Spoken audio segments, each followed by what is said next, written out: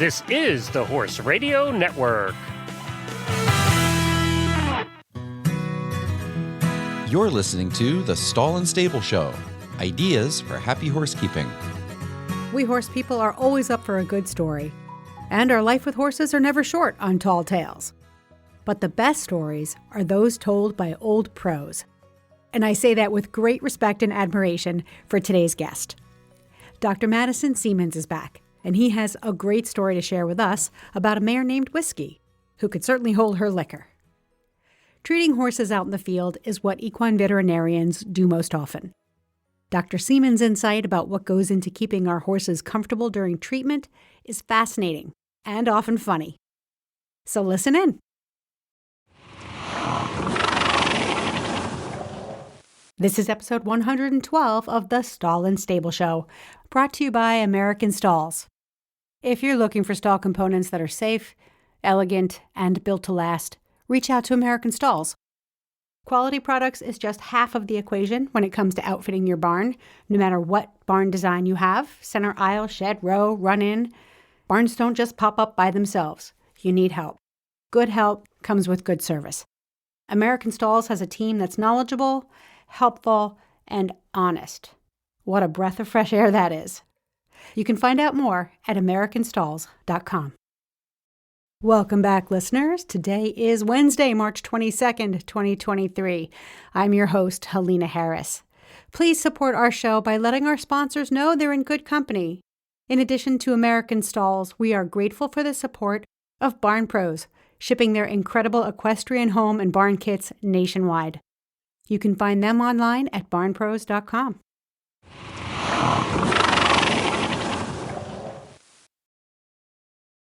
Adventures in Field Anesthesia. The young mare stood trembling and bleeding a little from a nasty cut on her hind leg. For reasons known only to Whiskey, an opinionated 10-year-old mare, she liked to scramble frantically out of the two-horse trailer that she apparently liked less than Shanna did. I got this new, bigger trailer, so she loads okay now, but I'm always worried that she will slip and fall because she still hurries to get out. It looks like she really did it to herself this time. She had. Most of the skin of her left rear leg had been rolled down like a cheap sock from her hock to her ankle. The extensor tendon had been lacerated, but thankfully the flexor tendons had not been damaged. Although there was no critical injury to any joint or tendon in Whiskey's leg, the cut was about 12 inches long and deep. I really wanted to try to suture this wound because of my concern for the exposed bone and the potential for infection. "Do you think you can sew it up?" Shanna sobbed. "I think we ought to try," I replied. I prepared a bucket with clean hot water and cotton to gently wash Whiskey's cut leg. As I approached Whiskey, she snorted like she didn't like the smell of the transplanted Texan with the stainless steel bucket in his hand. Go figure. As she turned to face me, I could tell that she was not interested in any veterinary care at the moment. I talked to her and stroked her neck a little, but she would have none of my sweet talk. So I injected a small amount of tranquilizer into her jugular vein, hoping that a mild sedative would instill more of a cooperative nature in this good but worried mare. After a few minutes, it was obvious that Whiskey would require a little more drug before she was going to be comfortable with the situation. I gave her some more, but by this time she was really wise to the needle. Whiskey was pretty mad at me by the time I got the second shot in her. Finally, her head dropped a little, and she began to relax as the painkiller took her mind off her leg, and the sedative took her mind off of me. I began slowly to wash and examine the cut leg. I was thankful that my initial impression was accurate and there was no serious damage to any vital structures.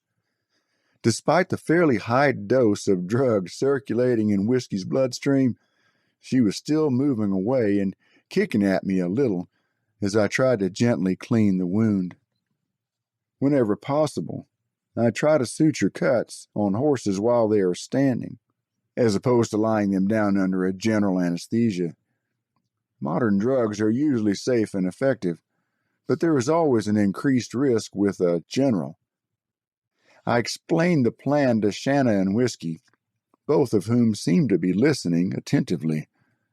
I drew a syringe full of lidocaine and gently placed a small, very sharp needle under the skin near the top edge of the wound. This is usually the only part of the procedure that the horse feels. The lidocaine works so quickly that once the needle is under the skin, the effect of the drug can block the pain before the needle is advanced. Whiskey was apparently not aware of this phenomenon, and she kicked the needle and syringe out of my hand with admirable accuracy. Repeated attempts brought similar results. It looks like Whiskey may require a little general anesthesia before we can sew up the wound, I said, knowing that a little general anesthesia was like being a little pregnant. I can see that, Shanna replied. Is that dangerous? Then she added, and how expensive is it? It's usually pretty safe and easy, I said. And I don't charge anything to knock her out, just to wake her up. That was an edited clip from Never Trust a Sneaky Pony and Other Things They Didn't Teach Me in Vet School. That was Dr. Madison Seamans narrating. We're going to talk to Dr. Seamans now about the situation with Whiskey and other things that we need to keep in mind when it comes to anesthesia in the field. Good morning, Dr. Seamans. Welcome back to Stall and Stable. Oh, well, thank you so much. I really appreciate you. Well, I'm very happy that you come on my show because I get to pick your brain about all sorts of veterinary questions. Well, pick easy. It's getting smaller as I get older. I've read your book, Never Trust a Sneaky Pony and Other Things They Did Not Teach Me in Vet School. We're going to talk about the chapter that, or the clip that we just played, and that is about Whiskey. I have a million questions about the stories that I read in this book, and you tell these stories, but there's so much more to them. So I'm hoping that we can dive in a little bit deeper to this chapter that talks about Whiskey. In particular, it's anesthesia in the field. Tell me what you remember as the real standout with this case, with Whiskey, when you first got there, and just give us a high-level overview of what you saw when you got there and what your plan was. Boy, this particular case crawled up on my pillow with me for years after that incident, and it was just one reason why you have to approach these things with caution. You've heard it said that there's old pilots and there's bold pilots, but there's no old, bold pilots. And the same goes for field surgery. It's one of those things that everybody's got 20/20 hindsight, and had I to do this differently than I did at the time. And this story goes back, oh, golly, this is 25 years ago. And I still remember this. I mean, this was a nightmare. The challenge you have to understand is that the anesthetic protocol we have for general anesthesia hasn't really changed much in the last 30 years. I mean, we've got some drugs that are safe and effective, but they all come, with their own set of potential problems. And one of the deals is, and there's a difference between sedation and general anesthesia. Let's start with that. So if we can do something standing with no drugs, then that's our first choice. If the horse is a little worried and we need a little pharmacologic assistance in the terms of sedation, which the horse is still standing, but is a little bit less worried because of the pharmacy that we've stuck in their jugular vein. I have a friend that's an ER nurse, and she calls the drug protocol IDC, and that's an acronym for I don't care. So that's the kind of drugs that we use. It really doesn't take away the pain. It just makes them not care. So if we can do that, I mean, we always want to just do things as simple and as easy as we possibly can. But there are those cases that the horse is so worried that you can't even get local anesthetic into that area. And so 99% of the time, and even some really nasty cuts, if you can get the horse relaxed enough to get local anesthetic in the area so that they don't feel it, they'll stand there for hours. I mean, it's just not that big a deal. But every now and then you'll run across one like Whiskey that required more than just a little pharmacologic assistance to get this done today. How do you decide when you can give a little bit of a tranquilizer so that you can get a standing treatment done versus we're going to need to lay this horse down. There's something, and can you ever do that in the field, or do you have to ship a horse out to a bigger medical facility in order to do the lay down procedure? like a lot of things, that decision is made by the horse. If they'll stand there and let me do it, well, then that's what we're going to do. But we get into a situation, and like everything else, there's a risk versus benefits paradigm here. The risk of laying a horse down versus not treating him is greater than, the benefit of treating him. Well, then, of course, we just, squirt some cold water on it and hope for the best.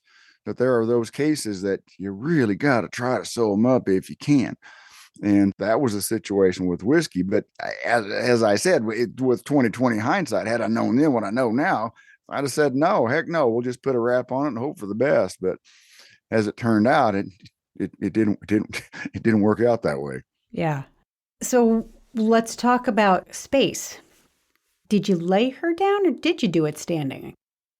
That was at least a part of the whole story about Whiskey was the anesthetic reaction. And so we got a couple of things going on physiologically. And so if the horse is really upset or worried or scared or whatever you want to put into that, they've got, their entire autonomic nervous system is being driven by adrenaline. Okay. Epinephrine is the technical term for it. And that has the ability to override the anesthetic agent.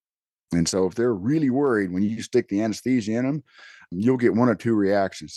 They'll either drop it like a rock or they'll fight it bad. And instead of just laying down nice and peacefully like you'd hope, then they start fighting it. And that's when they can injure themselves. Because as prey animals, it's their instinctual self-preservation kicks in. They don't want to lay down. Because if they lay down, then the predator can get them. Do they actually get a sense that they're losing consciousness? They're losing the vigilance? Do they feel the anesthetic working and then, I don't want to say consciously, but intentionally fight against it? That nobody's ever asked me that question before, Helene, and I think that's a really good way of putting it.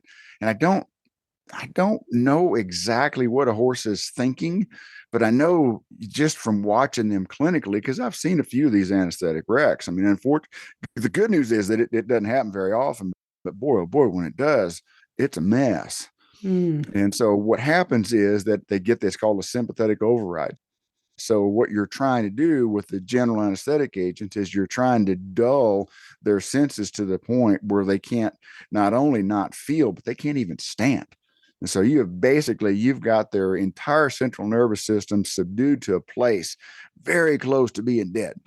And so that's kind of the old joke is that I don't charge you to put you to sleep. I charge you to wake you up. Yeah. Anybody can put you to sleep. I think I'm getting confused. When you say general anesthetic, I'm thinking like humans where you lay down and you got the mask and exactly. But you don't necessarily need to be intubated when you have general. Is that right? The beautiful part about going to a referral hospital is that they have clean rooms. They've got their relatively safe ways to lay them down and wake them up and all that kind of stuff. They can intubate them so they can use inhalation anesthesia. They can also resuscitate them or keep them alive with a respirator. So you've seen in the hospital shows, you got that thing that looks like an accordion going up and down, breathing for the person that's under anesthetic. Well, you don't have that in the field. And so we use injectable anesthetic protocols for surgical procedures in the field, whereas an inhalation anesthetic protocol is what we'd use in a hospital setting. And that's the difference. It's much, much safer to have them in a hospital setting. But, that's not always available. So you just can't call 911 and have somebody show up and take your horse to the ER. I mean, it's just a bit more complicated than that. Yeah. Well, there's a business idea, the horse ambulance. Yeah. So when the vet comes out to work on one of my horses, we've got a boo-boo that needs to be sewn up or something like that, or let's say they're getting an endoscopy or gastroscope or something. They'll give them a tranquilizer. When the horse gets kind of sleepy, but they're still standing, maybe they'll lean on the halter and the cross ties to hold them up a little bit. How is that level of sedation different than the general that you use in the field? Do you use the same drugs and one is just a higher dose of it, or are they different drugs and, other different things that you have to consider? It depends on the actual chemical protocol. We really don't have a whole lot of choices here. I mean, our injectable anesthetic sedating agents hasn't really changed much in the last 30 or 40 years. I mean, the stuff we're using now is basically the same stuff I used when the Earth's surface was still cooling and I was a young graduate. And the good news is that they're very safe and effective. But again, if you have a wreck, you're going to have a wreck. And so the protocol I use, it's a series of alpha blockers, which lowers blood pressure and just depresses the central nervous system response to external stimulus. If we add another drug on top of that, that will induce a general anesthetic situation where the horse is asleep down, can't feel nothing. So with the sedation, they're still standing, they can feel stuff, they will be reactive. But with the general anesthetic, you use the sedating drug first to get them really, really, really calm and relaxed. And then you use another drug on top of that to actually induce the state of general anesthesia.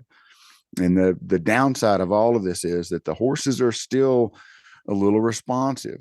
And so again, if they get the sympathetic override because they're worried or mad or upset, or if Billy Bob starts the chainsaw right next to where you're trying to do an anesthetic agent, or if the train comes by, or if you're in a thunderstorm and the thunderbolts and lightning start stirring up their friends in the paddock next to you, all of these things can present a potentially nasty anesthetic reaction, because these horses are still a little light. So that's why when I've laid one down, so we use the same protocol if we're going to do a castration in the field or we're going to do a minor laceration repair in horses that just can't seem to stand having this done under sedation and local anesthesia.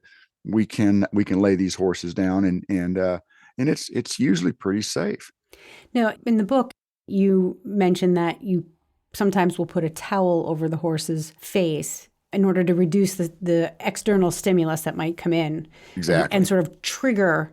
It's like their brain can't stop receiving those triggers exactly. that engage their survival mechanisms. So it's a good idea then to have a quiet space. So if you do have a barn, maybe close the doors, keep their friends out, keep things as quiet as possible. Okay. Keep things as quiet. Well, and sometimes with that situation, so I always use a towel over their eye because they do not close their eyes. Okay. So it's not like on television where the guy's got his eyes closed. So I don't know anything about human anesthesia, but with a horse, their eyes are still open. And so technically they're still able to receive some photic information. And so if there's a lot of lights going by, if it's at night, or the owner is down there because she's so worried about Queenie, she's petting her and stroking her and saying, "Oh, Queenie, it's okay, it's okay, it's okay." That type of stimulus is going to really interfere with our ability to achieve that level of anesthesia that's going to allow us to do something to these guys without hurting them or making them worry. One of the things that I find fascinating too is that different horses of different sizes and backgrounds and dispositions can hold their liquor differently. I had a little 14 3-hand quarter horse who was just the best. I mean, he was great. What a level-headed horse. But he took almost 3 times the amount of tranquilizer that a horse twice his size took. And he didn't fight it, but, we just said he certainly wasn't a cheap date. And then big horses, you give them a little bit and they're down for the count. Is there any rhyme or reason to this, or is it really that random? You never know how much it's going to take. You want the short answer? Yeah, let's give me both. No.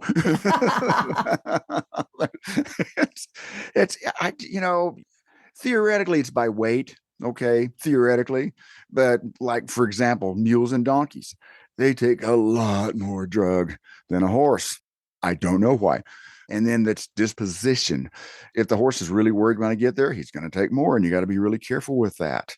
So as my rule of thumb is, and I've got my favorite protocol. We've only got a couple of drugs out there that we can use, believe it or not. I mean, there's a lot that's available, but most of us use 1 or 2 or 3 different drugs. That's it. That's all I have on my truck. And so you got to be careful with the dosage. And what I do is that I will give them about 2/3 of what I think they're going to need. because you can always put more in them, but you can't take it back. Okay. It's like a second margarita for me. That's a really ugly thing. You just don't want Madison's second margarita going in him. So that's where you are. And it just, a lot of this just comes with experience. I mean, it truly does. You don't just walk up and you think that you're going to need to sedate this horse and just walk up and jab a needle in him. I mean, he's already convinced that you're going to hurt him, and you've, confirmed his suspicions when you stick a needle in him. There's so many horses. I mean, I can't even tell you the number. The percentage is very high for me. Probably 70% of the lacerations that I will sew up in the field require local anesthetic, but no sedative. What about when they get fidgety? Like Clarabelle is pretty calm. She's very trusting, happy to kind of stand and let you poke and prod her. But the wound that she had on her leg was just ouchy enough where she kept lifting the leg every time we tried to change the bandage. And when you're using a nonstick pad, that can be very challenging. So, anytime the vet came out and was trying to clean it up again, they'd give her just a little bit of a tranquilizer so that she would stand still, which would make the actual work on her leg go a lot faster, and therefore the whole experience a little less traumatic for her and us. Does that sound like something you experience on a regular basis? Like, yeah, we'll just give a little to keep them still so we can get the job done well. Yeah. I mean, sometimes, time is money. And so if we have to dance around with Queenie for 40 minutes trying to get a bandage change versus we can give her a little something to slow her down, and get that thing done in 90 seconds. I mean, that's a no brainer there, but, I think some of these wounds, I mean, everybody's had a cut on their hand or their leg or their face or whatever, especially if you've been around horses for more than about 20 minutes, you've endured your share of horse induced lacerations and bumps and bruises. But as a general rule, even a pretty nasty laceration quits hurting in about 3 or 4 days. And so what I think goes on with these horses is that's my owie. I remember that it hurt a few days ago, and I'm pretty sure you're going to hurt me again. So don't touch my owie. And I think that's the psychological, semi-traumatic event that's going on inside their little walnut-sized brain. And so, yeah, to give a horse a little bit of something. I mean, again, these things are safe and effective, and there's just really no downside. One of the more modern drugs that I use a lot of is called ditomidine. And it is actually even cleared for use in pregnant mares. I mean, that's how safe this stuff is. So you got to be careful. You don't just go stabbing everything that walks in the door. But everybody is just hypersensitive now about, well, especially now with the fentanyl crisis and all of this stuff that's out there. And everybody's very, very aware and sensitive to how bad some of these drugs can be. But I can tell you that, and the reason that a story like Whiskey got in the book was because it was a very unique situation. And so, you don't write about stuff that everything happened fine. You write about stuff that was a wreck, or like good cowboy poetry. If nobody dies, it's funny eventually. And so, although Whiskey's situation is 25 years old, it still ain't funny, but it's definitely interesting. Okay, so let's go back to Whiskey for a minute then. You gave her the general anesthesia because the first round of tranquilizer, she fought right through that and became just a train wreck. Oh, yeah. Okay. So then you're like, okay, plan B. And, you said you only really needed like 18 to 20 minutes of that deep surgical anesthesia to get things done. But she was down. So one of the things that I know is that horses can drop easily. They can be graceful about it, or they can go down hard. When she went down, how do you ensure her safety when that general anesthesia really kicks in? Yeah, you can't. Okay. There's no guarantees. And again, I've used this same protocol on literally thousands of horses over the last almost 40 years now.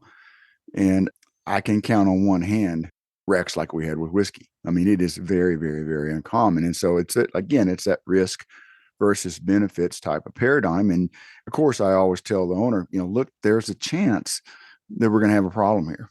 And so, do you want to take that chance? And so when we're laying them down, we never want to lay them down.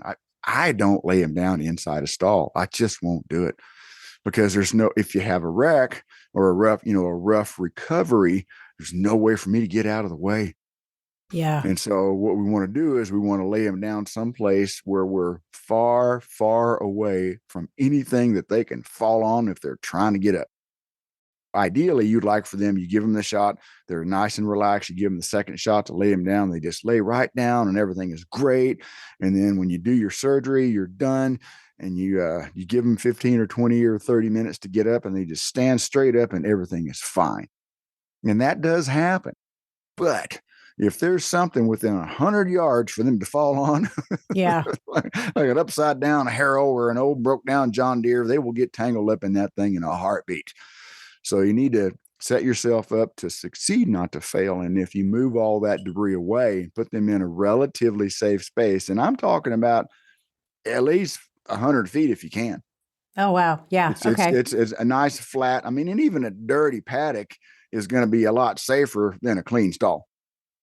Yes. I was thinking even if you have to do it outside, like in a grassy field or. Oh, absolutely. Yeah. Absolutely. Yeah. We had Rebecca Houston on. She's a first responder for horses.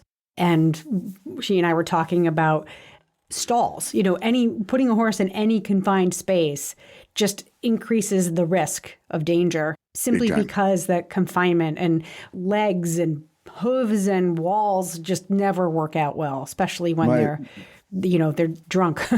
Yeah, my rule of thumb is never get in between a horse and something that doesn't move. Yeah, that's what she said. That's what she said. Now, you do describe in this chapter the steps that you guys took to help Whiskey go down. So when you saw her starting to sway and her hind end started to fold underneath her, you were prepared to kind of ease her down onto the ground when that happened. That was not the end of it. This was an unscheduled recovery, yes. Yes, and you had to work fast. Talking about bringing them up and out of it. So once they are down, I do know that one of the risks of general is that a horse will scramble, and waking up from anesthesia can be just as dangerous as going down. The recovery is always the wreck. The induction, and one of the things that you can anticipate is if the induction is rough, if they really fight it and they're flopping around instead of just laying down, they try to get back up. You know what I mean? If they're really fighting it going down, you can bet the farm that you're going to have a problem with recovery. And so when I've given them that second shot to actually induce the full, completely anesthetized level of anesthesia, I always want to hold on to the rope so that if they go down hard, I try to keep them from banging their head. And I've got a little head covering that's made out of the same stuff that water ski vest is made out of. And there's some holes in to allow for room for the eyes. And that really helps to protect their eyes or their face as they're going down if they have rough induction or recovery. But even that, I mean, there's just no guarantees. You do the best you can. You try to get them relaxed if you can. And some of these horses are so worried and so reactive is that I mix the drug for the sedation and for the induction in the same syringe, because you may not have another chance to get a needle in this horse. How does that work? I don't know. No. I don't know. And it's in the textbook say, oh, yeah, don't do this. Well, I can tell you from a fair amount of experience. And I learned this from an old practitioner a long, long time ago. I'd just been out of school for about 20 minutes. And I was having a heck of a time getting this colt laid down to cut him, And so I went in and talked to the boss and he asked me what I did. And I told him I did the protocol of you give him the sedation and you wait 10 or 12 minutes. And typically what you're waiting for is for their head to drop, their ears to kind of flop. And on a horse you're fixing to castrate, you'd like to see that penis prolapse. And so when you've got all three of those things going on, then most of these horses are ready to give the second shot that'll lay him down. It's a different drug. So I went in and said, George, I'm having a heck of a time with this. And so he said, get out of the way, kid. So he pulled up both drugs in one syringe and went out there and stuck the horse. And in about 90 seconds, the horse was on the ground and I was doing the surgery. So the textbooks will tell you, do not do this. But boy, oh boy, there's a time where we just got to kind of think out of that textbook.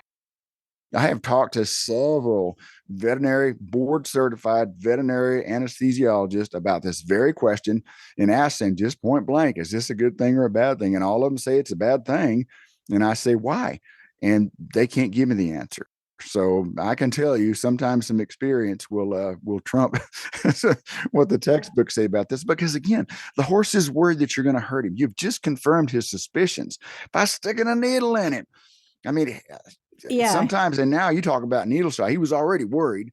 And so now, trying to get back and get that second dose in him, that's where you can start to set yourself up for a bad reaction, because now he's worried. Again, that adrenaline starts getting pumped through his system. We get that sympathetic override, and you can bet you're going to have a problem.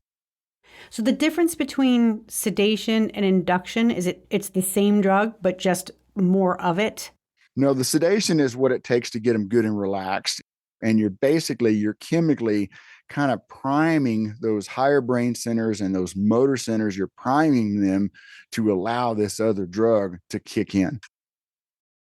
And then once you got them down, then a lot of times what I'll do, knowing I'm going to need more, and this is what I did on whiskey, was I went ahead and I put an indwelling intravenous catheter in their jugular vein. So I can do two things with this. Number one is I don't have to hurt them again.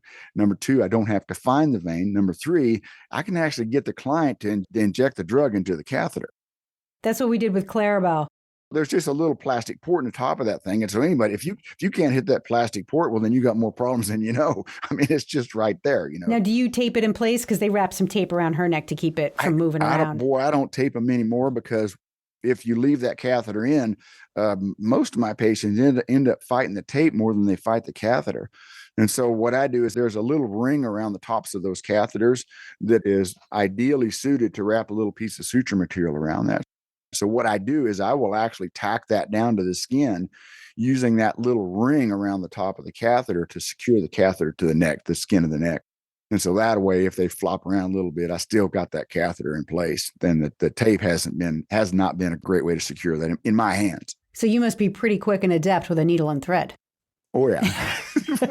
Well, especially on a case like whiskey, where I had to sew fast. And so when some of these cases, when I get done, I kind of joke about it. When I'm done with I tied the last knot on these things, I feel like throwing my hands up, like for the calf ropers, Yeah. I'm thinking about the horse's adrenaline. Now I'm thinking about your adrenaline, and then the owner who's probably standing very nearby. I mean, your expertise, the fact that confidence, that's going to bring the energy down around the horse. Do you ever have difficulty with the owners fighting this as well and making it more difficult? Well, that's a great question. And I learned something. Sable, if you're listening, I still love you, my friend. Lady named Sable. Many, many, many years ago, I was doing a very interesting surgery on a tumor on the testicle of a stallion. And this was her baby. This was her prize stallion. And I was doing this, and I've been in practice for quite a while. And at this point, and this was a long time ago, but I was pretty confident with what we were doing. And this was going to be a relatively simple thing. And she kept asking me questions. She was worried about his eyes were open. She was worried about his breathing. She was worried about this. And I kept saying, don't worry about it, Sable. Don't worry about it, Sable. Don't worry about it, Sable. And we got the surgery done, and we were done. And fire lived, and everybody was fine. Well, everybody except for Sable. And so about 4 or 5 days later, she sent me a letter firing me. And the reason that she fired me was because I did not address her concerns. So instead of saying, don't worry about it, what I should have said was, I understand your concern. His eyes will remain open. That's part of this anesthetic protocol. He won't close his eyes.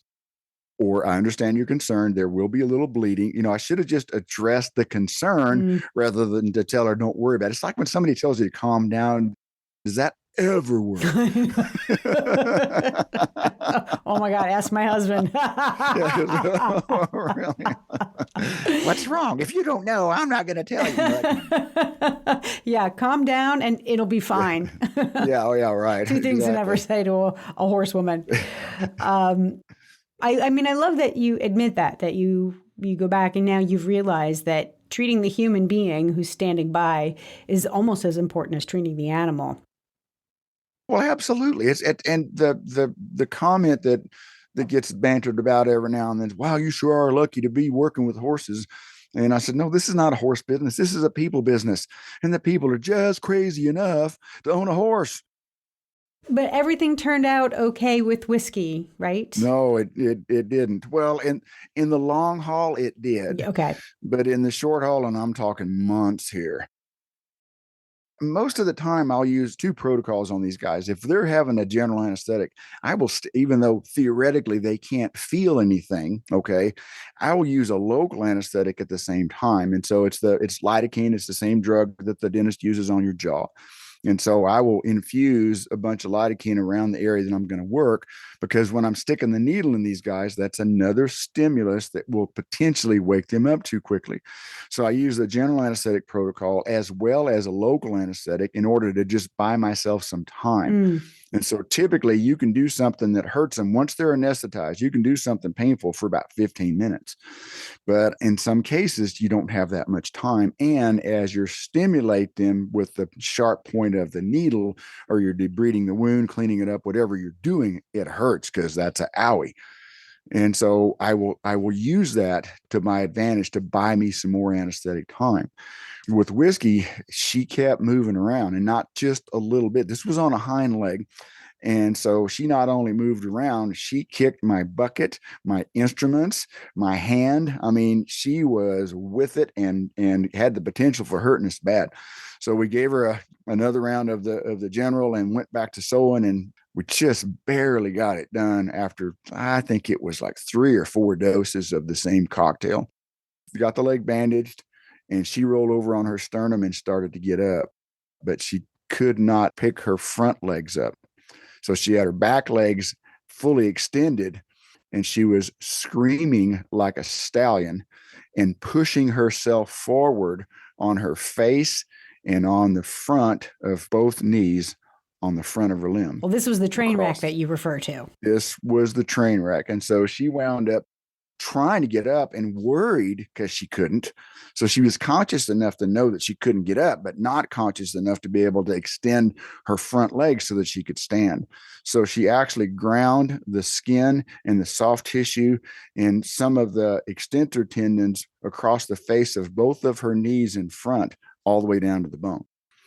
And so she went from a relatively minor laceration on one hind leg to unsuturable, untreatable, other than wraps, lacerations on all 4 because of the anesthetic wreck. And had we just left well enough alone, sedated the heck out of her and put a wrap around that hind leg, this would have been maybe 45-day healing process. And as it was, it was about a 6-month healing process. Oh, I know that very well. Yes, you do. The part I'm thinking long-term, because I read the book. So Whiskey does survive that after the 6-month healing process? She survived. And I saw Shanna at a team pinning, probably a year later. And, I recognized Whiskey right away. Shanna had actually won the pinning. So the mare actually responded very well. And I guess that's kind of the moral of the story here is that some of the most devastating looking injuries will eventually heal. The guy that invented all this stuff knew what he was doing, and stuff will eventually heal. And sometimes if we just get out of the way, stuff will heal better than us trying to put a bunch of stuff on it. And, again, hindsight, had I known then what I know now, I wouldn't have tried to suture that thing up. I would have just sedated her. I'd have done something. I'd have got somebody to hold a leg up or something. And we'd have got a bandage on that thing. Well, I have 2 more questions for you, and then we'll wrap up. And hopefully they'll be brief, but it's us, so No, it's me. It's not going to be brief, okay? Well, the first is a statement that I want to make, and you just talked about it, and that was, the more we get involved and the more we try to micromanage a horse's healing process, I have found that can really trip us up. That can make it harder and take longer. And I have so taken your advice with just back off a little bit and let the horse's body do what it needs to do. Let the horse be a horse, and you'll find that their body will heal itself in wonderful ways. And it's Friday morning, March 10th, and we're recording this episode, and I'm talking to Dr. Seamans, and I'm looking out the window while I'm recording, and there is an 8-year-old thoroughbred mare who is standing directly at me through the window. Her ears are at 10 and 2, and she is so relaxed and happy. And you know why? It's because I took her damn blanket off 4 months ago. Talk about not micromanaging your horse. So the last question is, what would you suggest to horse owners before we get into that emergency situation, what can we do to our barns or our farms or our setups so that we're not rushing around trying to find a safe space to treat our horses when the time comes? Do you need dedicated space, or can you pretty much function anywhere? Well, we function just, at least for me. I mean, we can do whatever we need to do just about anywhere.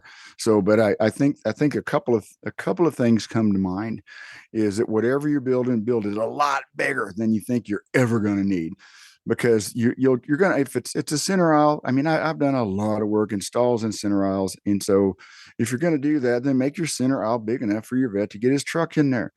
Because there's a few things more aggravating than me have to walk 100 yards to grab another needle when I drop one in the dirt. So make the center, if you're going to do a center aisle or a shed row, make it big enough so the vet's truck can get in there. A regular full-size truck, not some little, Toyota or something. I mean, a regular truck. The other thing to have is you got to have a round pen. You just got to. So this is not only for your relationship directly with your horse, but this is also will help me when I come to treat him. If we've got a nice round pen to turn him loose in, or if we've got a round pen for me to work in so that if he decides he does not want to be present during the time of treatment, we've got him confined. And if it's a round pen made with pipe panels, then there's no danger of him running into a wire or T-post. Those are the types of things that really play for me. A lot of people have stocks. That's those little bitty that almost looks like a horse trailer stall that they put their horses in. I'm not a big fan of these. Again, I don't like to get myself in between a horse and something that does not move. So, and most of the stocks are built way too big so that I have to lean way over in order to get to the horse. And you can't do lower leg stuff in a stocks anyway. So, I mean, if you're going to spend money on a stocks, just save your money and spend it on a round pen. I never would have thought of a round pen as a great place to treat a horse. I know everything else it's good for, but I never would have thought of it as an ideal place to treat in the field. But I will make that recommendation to my clients from now on. Well, the book is called Never Trust a Sneaky Pony and Other Things They Did Not Teach Me in Vet School. Dr. Seamans not only wrote the book, but he narrated the audio version, which we are in the process of producing now. We're very close to getting that ready. The other thing before we go is that your business, your practice as a veterinarian is starting to evolve into some new spaces, and you're going to be offering some remote consultations. Is that right? Are you ready to do that? Yes. We just launched this thing on our website here not too long ago, and people have questions and concerns about what's being done, what is going to be done, the prognosis, all these types of questions that may be answered by the attending veterinarian, but perhaps not as thorough as what we can go through. So I have almost 40 years of experience in equine medicine and surgery. I belong to the American Association of Equine Practitioners. And so we have a vast network of board certified specialists in everything horse internationally that I can go to help answer any of your questions.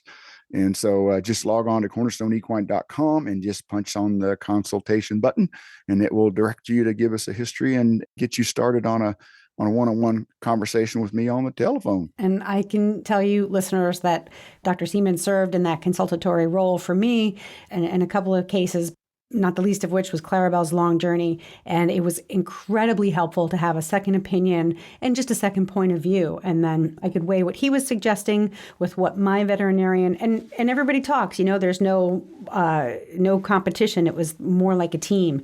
And it was so worthwhile. So check it out. And we will be sure to put links in the show notes for this episode to Dr. Seamans' website.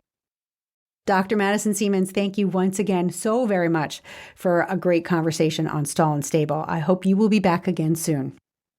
Well, thanks for inviting me. I almost never get invited to the same place twice. I don't know why that is, but thank you.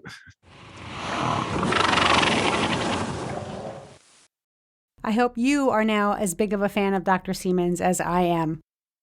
If you're looking for the book, you can find it at horseandriderbooks.com. Again, the title is Never Trust a Sneaky Pony and Other Things They Didn't Teach Me in Vet School. For more information about what we talked about in this episode, go to stallandstable.com and look up episode 112 show notes. We'll provide links to all of these great resources for you. If you enjoyed this episode, I hope that you will share it with a friend, share it on your social platforms, tell a friend, talk about it. The more we can get the word out about how to take good care of our horses, the better our horses will be. Many thanks once again to our sponsors, American Stalls and Barn Pros. And that's going to be a wrap for this episode. I hope you enjoyed it.